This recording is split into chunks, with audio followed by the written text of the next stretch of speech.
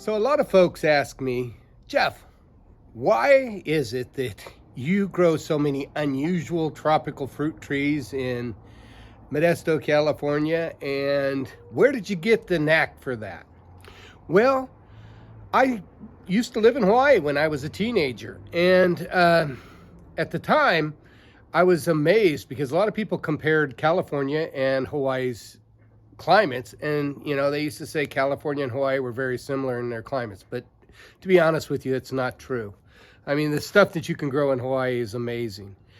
But I was just in awe of the bananas and the mangoes and all that they grew in Hawaii. And so my stepdad was in the service, and we were there for 2 years. And I learned to enjoy exotic tropical fruit trees and the fruit and mangoes. I never ate mango in California until I lived in Hawaii. Never seen a banana growing anywhere in California, but I got the knack. And so I started searching around for exotic things that I could grow in my yard. And about 25 years ago, I moved to this current location. And I brought with me some of the successes of previous residences that I had grown, bananas and avocados and whatnot. And I planted them here. The following year, I got a lot of fruit, a lot of bananas and avocados grew. And somehow, Good Day Sacramento, the TV news station from Sacramento, got a hold of my story and contacted me and asked me, hey, would you like to go on air live and show your bananas and your avocados and your pineapple growing? Sure, what the heck. So take a look. The following video was taken 26 years ago, 1997. So the quality is pretty cruddy. I apologize, but hey, it is what it is. That was a younger me, 26 years ago, when I was on Good Day Sacramento. Since then, I've been on TV. My garden has been on TV 7-8 times, and in newspapers and magazines. And I've developed a pretty good following on my Tropical Garden Guy channel on YouTube. I want to thank everybody for subscribing to that channel, and thank everybody that subscribes to this new channel, Just Jeff. So here's the Good Day Sacramento video. But it's true. Doug Browner joins us from this valley paradise with more. Doug, hey, nice tie. Very fitting. You know, I try to dress for the occasion, you guys, and I think I hit this one right on the head here. You know, we're at an average subdivision and an average street in front of an average house in average Modesto, right? Mm-hmm. But there's something not so average about this home. In fact, Mr. and Mrs. Earl live here. Take a look at what's behind me. Now, this would look like a normal decorative tree that anybody would put in their front lawn. But you know what? It's macadamia nuts. Wow. The Hawaiian macadamia nut, probably the most, well, we could say exotic nut there is. And at almost $5 a pound, one of the more expensive nuts. The Earls grow macadamias right here in their front lawn and apparently get quite the harvest. In fact, Mr. Earl was just telling me he had literally pounds and pounds of them. But let's go back here a little. Let's not just talk macadamias. Let's talk real exotic. I want you to, Gavin's going to weed his way through the jungle, and he's going to turn around, and I want you to take a look at what's growing right here. Can you see that?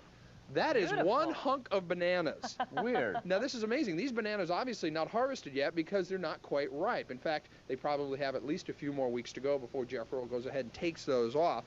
And, you know, he's not just growing bananas and macadamias. No, it doesn't stop there. The madness continues. Wow. Look down here. Does this look familiar to you?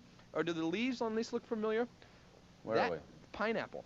Look at that. Pineapple. That is a mini pineapple tree. He planted it recently, and it's already growing, and this will produce full-grown, edible, and sweet pineapples. Yum. How does he do it? How does he do it? Yes. I can't tell you.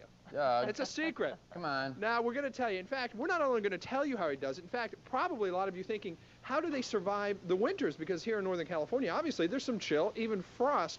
How do these plants possibly survive? Right. There is a trick, and it's easy to do. We're going to tell you how he does it, and then we're going to show you how you can do it. Joining us this morning is Jeff Earl, the master of all this exotic fruit. Jeff, thanks for having us in. This is absolutely amazing, and I know that the first thing that's on the minds of all of our viewers is, how does he do it? How do these plants possibly survive in this kind of weather when they're really bred for Hawaii?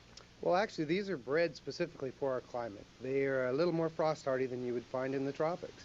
And it's amazing because you actually went to college in Hawaii, and that's really where you got the bug for these types of exotic plants. That's correct. And when you first started growing them here, what was the reaction of your neighbors and people who come over and see bananas and avocados, and you've got macadamias? I mean, you've got a wide variety. Yes, they think I'm a little strange from time to time, especially since I talk a lot about it, but they've gotten used to it. And Let's take a walk back here. In fact, Gavin's showing you some other variations of the bananas that you have, but we're going to go on back here and he'll follow us. And the place is amazing. And if you're wondering what it's like to have a dad who grows this type of stuff, take a look at this.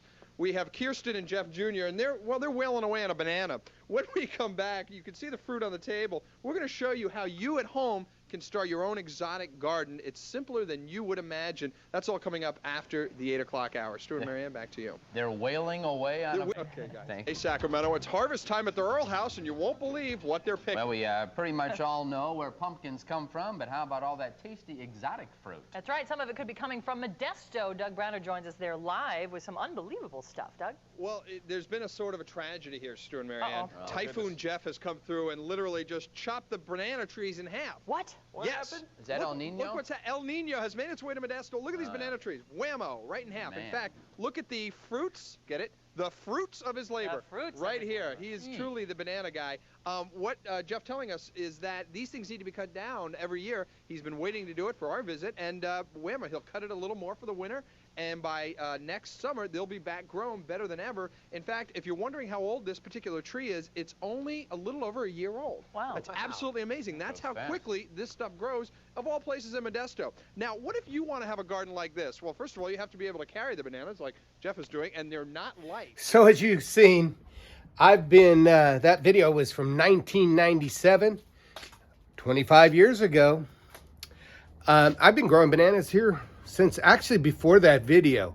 You just have to use the right variety, try the right variety. Ice cream bananas, Rajapuri is another one. There's a number of hardy banana that will grow in our climate. Yes, the leaves freeze off of them in the wintertime when the freezes hit, but you know, the trunks survive. If you like this channel, this is my personal vlog channel. Subscribe to Just Jeff on YouTube. If you like growing tropical fruit trees in marginal climates, click the Tropical Garden Guy channel and subscribe. My name is Jeff. You have a wonderful day.